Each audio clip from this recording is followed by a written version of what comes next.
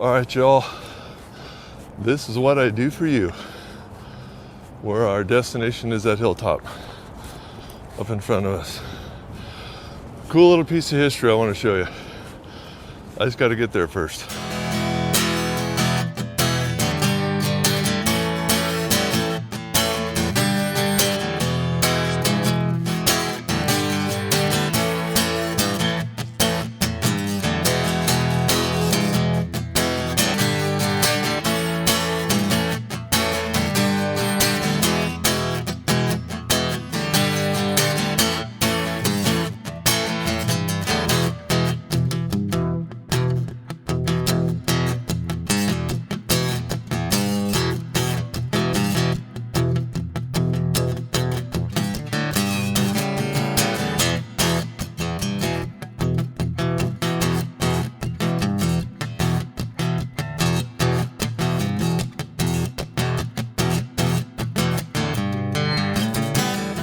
All right, hello you all. Man, after hiking up here, I think I'm gonna rename this channel to Uncommon, Unrational, Irrational Adventures. So our plan today, we are in the very southern tip of Las Vegas. You can see Las Vegas off in the background there. And what we're doing today and tomorrow is, and I've always wanted to do this, we're gonna stop at some of the places I've always driven by and all the times I've driven here. And between here in Las Vegas and all the way to Barstow, California. So with that said, let's get started. I've just hiked to the top of this hill and I want to show you our first spot. So here we go. Check this out.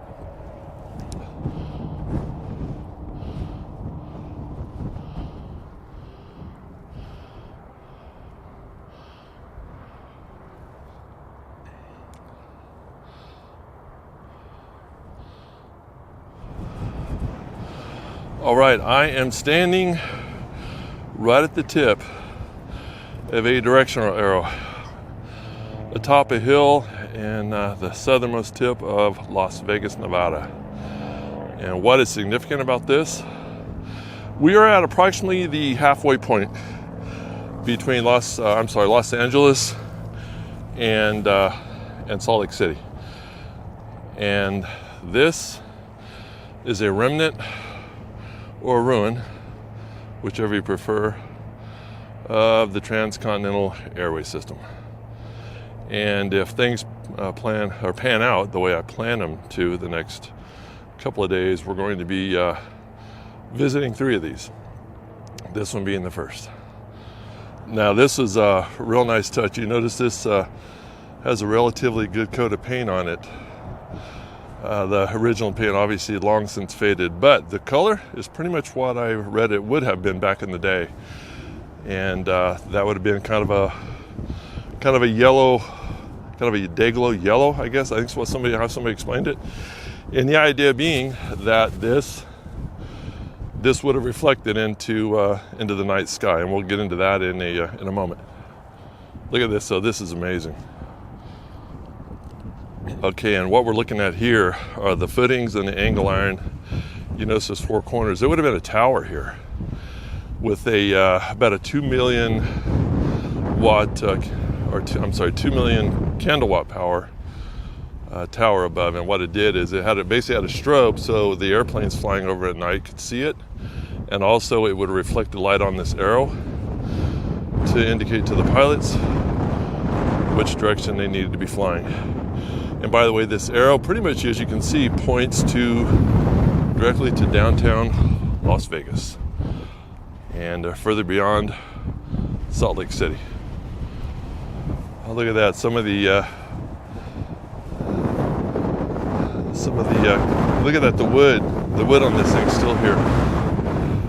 Now here's the story. Transcontinental Airway System. This started in about 1925. And this one, Transcontinental, basically it was designed for air travel or airmail travel. They would transport mail from the West Coast in San Francisco all the way to New York City. And there are less than 200 of these platforms remaining, or these arrows remaining, out of the original of approximately 1,500. The reason for that is obviously they've just been lost to time, but also it sounds like a majority of them Again, this ran from 1925 through about 1935, had about a 10-year span. So they would have all been intact, from what I understand, up until the start of World War II. And then they, at that point, they came through and basically destroyed or demolished them because they didn't want if we were to have enemies coming over the continental U.S., they didn't want to give them any assistance in navigating how to get to the cities of interest, you might say. So what do you think of this? Pretty amazing. I love this stuff. It was an effort to get up here, but oh man, now that I'm here, it's so worth it. I came from that point right over there. Whew, that was tough. All right, now these towers, light towers and arrows were laid out approximately every 10 miles, depending on the terrain. On more open terrain, they might go up to about 15 miles apart. But here in the mountains, every 10 miles apart. And about every 25 miles, they had a little, I guess just kind of a rudimentary airstrip in case a pilot ran into trouble, they'd have somewhere to land the plane. But yeah, every 10 miles you'd see one of these. Now the layout of this is interesting. So you have the arrow, of course, but also, and as I mentioned, you had the tower with the light on top. But also, and I'm looking for the foundation here, they may have had power. They said some of although this would have been pretty remote back in 1925, more remote than it is today, but they would put a generator building here as well, a little like 10 by 12 generator building, and I don't see the footings for that. Maybe that was right in here as well, who knows? But yeah, look at this. What a cool find. By the way, I found this almost by accident, just playing around on Google Maps. What a great find. But check this out. There is downtown Las Vegas, y'all. We're that close. Wow. That would have looked a whole lot different back in 1925, 1929, wouldn't it? And boy, I wish I had the time, because what an amazing time lapse this would be right now if I could do this. Maybe even better if I could aim it this way. Wouldn't that be, oh man, the city below and the moving clouds above. But we don't have time. Got to get down the road. So I'm going to snap some photos here and we're going to move on out of here. By the way, there's a pretty lively paintball game going on down here, a tournament. Man, you probably can't hear it over the wind. Right down there. These guys are going at it. All right. How you doing, all? Something I was going to bring up later, but I'm going to bring it up earlier. I'm bringing it up now. That's Las Vegas Boulevard, right down below us here. And that would be looking more or less like kind of a due northeast. That's the old Highway 91 that used to go from Los Angeles all the way to Salt Lake City. So you might say that the Transcontinental Airway more or less followed old Highway 91. And by the way, that of course was, and that, by the way, that goes on into Las Vegas, as you can see there, and remains Las Vegas Boulevard, or what a lot of people know these days as the Strip, where all the casinos and hotels are. And by the way, Highway 91, of course, like all good highway stories, was bypassed by this here, Interstate 15. But I'm going to get back down the mountain. We got a really late start today, but for good reasons, and we're going to get back onto Las Vegas Boulevard and continue south out of town. Try and catch a few more things before the sun sets. All right, here we go.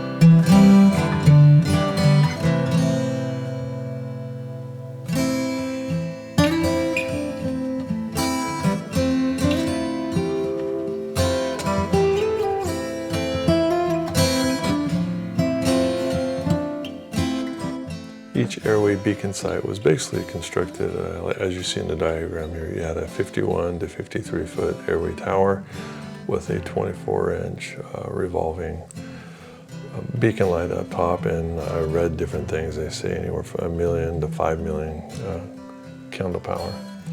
You had the arrow down below, which painted yellow, which had the strobe light reflecting off of that for the pilots to see. And then behind that tower, you had the 10 by 14 or 10 by 12 shed, which had the generator and the fuel tank. Now each generator shed had the route designation on the roof. Ours here that we just explored would have said LA-SL for Los Angeles to Salt Lake, and the mileage number would have been 2.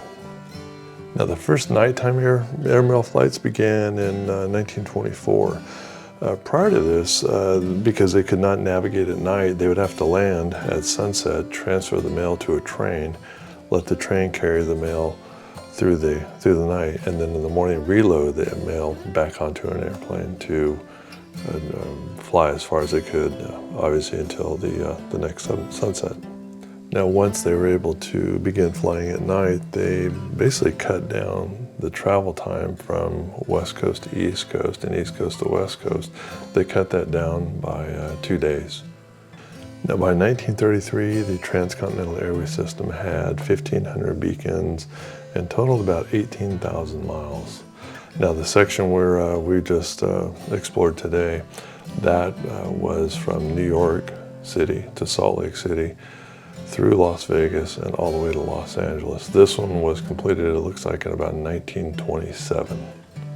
Now the origins of the Transcontinental Airway System, the idea was to basically expedite mail delivery throughout the U.S. And it was an effective system. It operated for better than 10 years, and the beacons actually were not decommissioned until beginning in the early 1940s.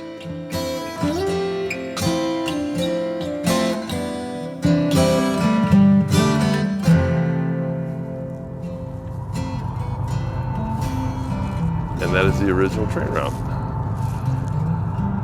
Yeah, Tim would enjoy this. Union Pacific. This, by the way, since we're putting this in the video, we're going to go over there in a little bit.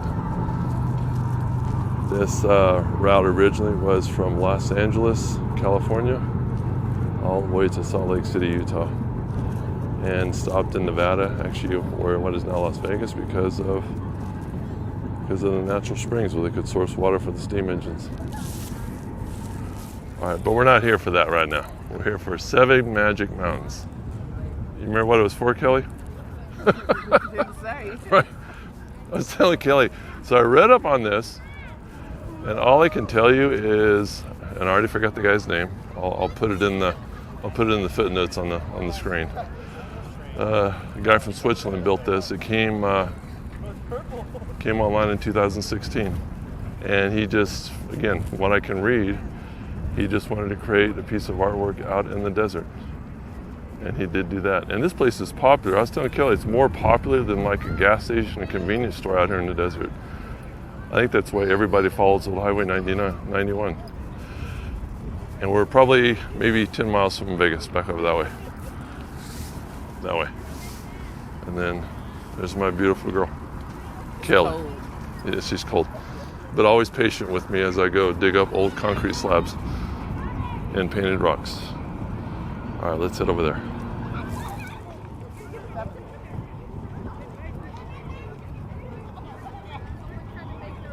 All right, so how timely is this?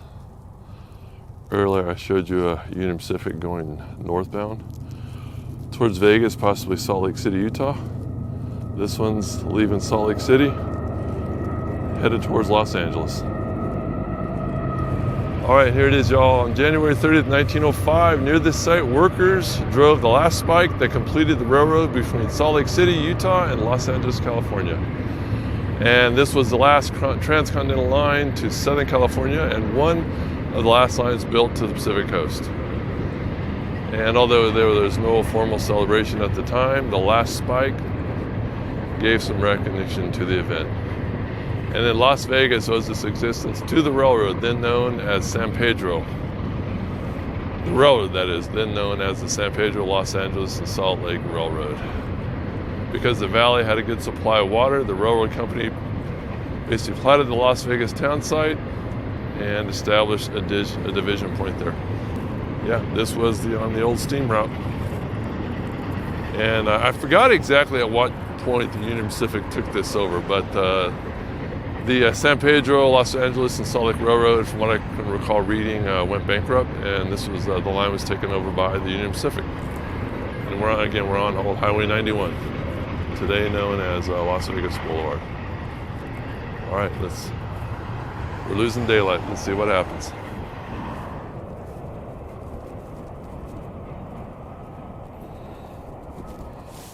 Hey, just to put this in perspective, this is what we're working with here, man. That's I-15.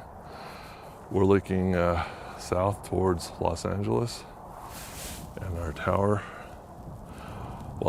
and arrow are right up on this mountaintop straight ahead of us here, that notch. By the way, that is just under 2 miles away from where we're standing, and so Louie had to cover a lot of ground to get there, but let me zoom in real quick. All right, so the tower is not on this hilltop here, but is over on you see the notch. The tower is right over in here. So there's your tower, arrow, and generator house. I mean, we are out on some roads to get here. Check this out, this is cool. And just a little four-wheeling to get here.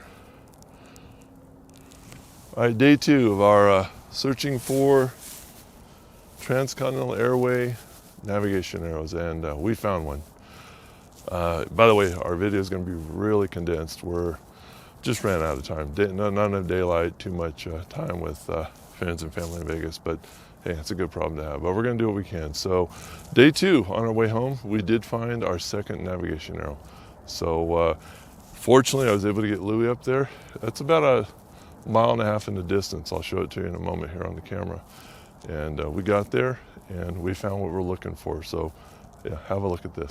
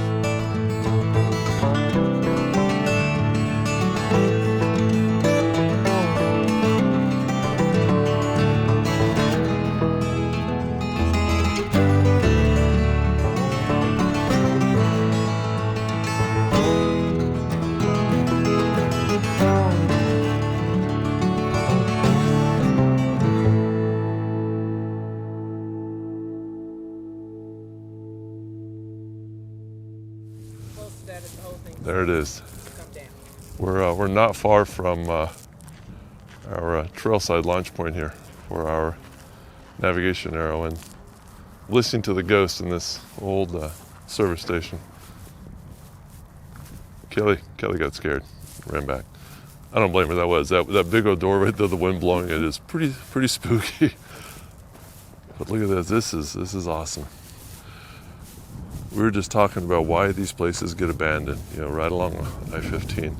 And I don't really know what the answer is to that, but what I read was, I see a lot of these, as Vegas became more and more developed, people would just stop at, say, like Barstow on their way from Vegas or the Central Valley, and just push it all the way, fill up there, push it all the way to Vegas and bypass these places.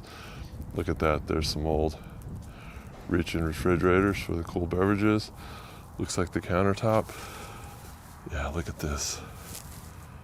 Oh, there's the office area for the service garage, which looks like it's through those doors. Yeah, and then here are the restrooms. Look at that, man. Wow. And the islands for the fuel pumps.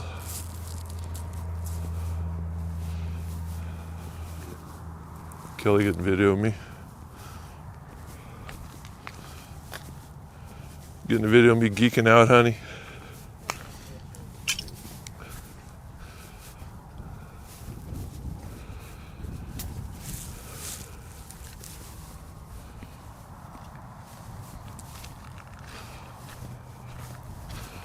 So we're not going to be able to see as many spots as we wanted, but we'll maybe have a little more time. Wow. Wow. Ooh. That door's not long for this world.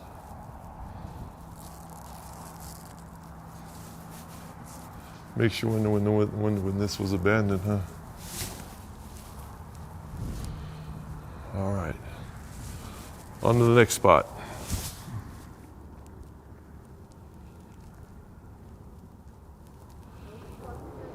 All right, we moved just a few miles down the mountain. Another abandoned gas station. This looks like this is probably a restaurant at one time. And then there's a service station over here. And that's a curiosity. How did that get here? Oh, that obviously got carried. It's not on rails. And what was that? Like an old campground or something?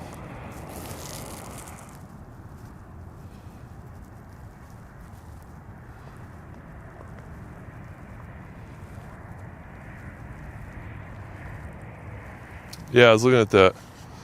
Here are the underground tanks.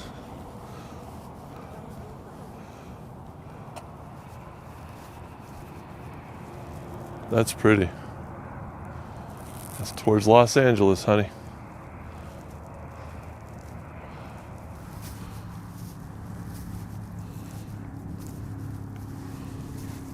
Yeah, cleaned it out, and it burned. Yeah. Wow. It's interesting that it didn't burn down. Yeah. I mean, the roof didn't really get messed up. It looks like it.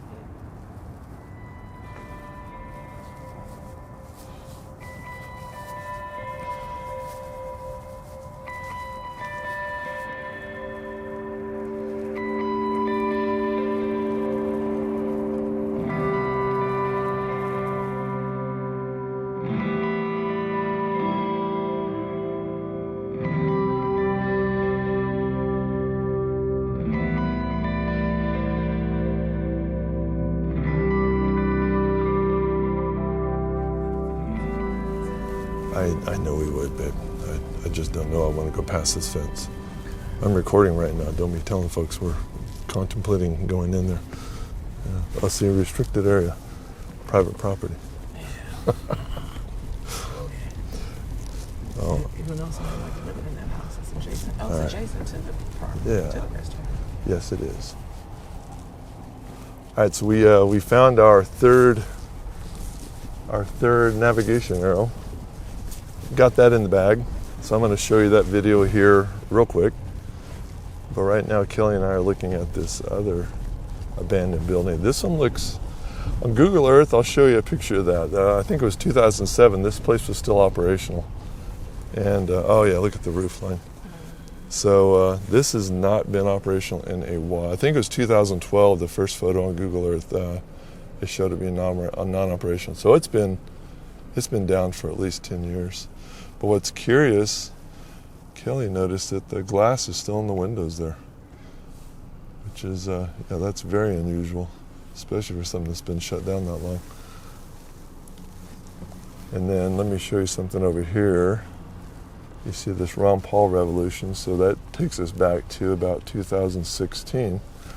So the owners of the property are still using, at least using the signpost. That would have been another cool place to stop on the way to Vegas. Yeah, now you wonder how long before this one starts looking like the others we looked at earlier. Wow.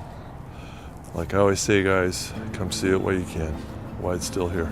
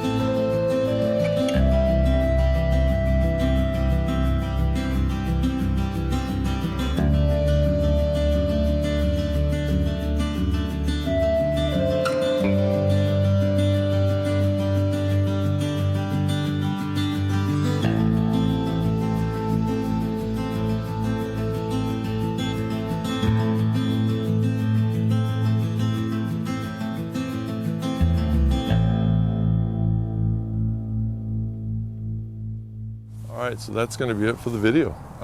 Yeah, again, very abbreviated. I wanted to hit a whole lot of these places, but just time and yeah, late departure and then early sunset. So, but that's all right. We found our 3 navigation arrows, so I hope you enjoy those. It was a whole lot of fun getting out here and finding them. And wow, man, they're a little more remote than I thought they were, but luckily we could get to one on foot, and with the help of Louie, we got to the others.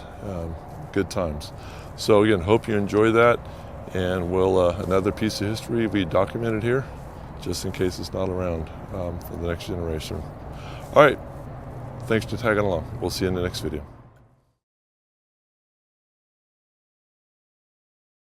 All right, so here's a problem I run into quite often. Every time I want to shut down the video, say I'm done, I find something else. Look at this. We're in Yermo on the way home, and look at this up here. This is the original site of the very first Del Taco, established 1961. How cool is this? And it's still open. Not as Del Taco, of course, but as a burger den. That is pretty cool. Closed today, saying they're sold out, but how about this, y'all? Another really cool piece of history.